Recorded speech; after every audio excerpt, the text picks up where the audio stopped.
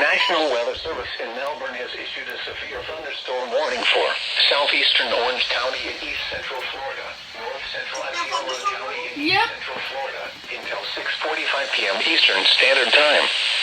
At 5:58 p.m. Eastern Standard Time, a severe thunderstorm was located over St. Cloud, moving northeast at 40 miles per hour.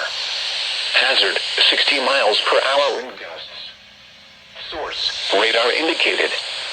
Impact, expects damage to roofs, siding, and trees.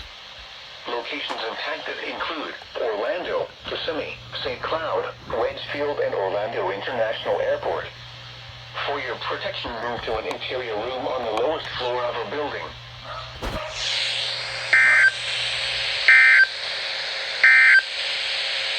Special. My God.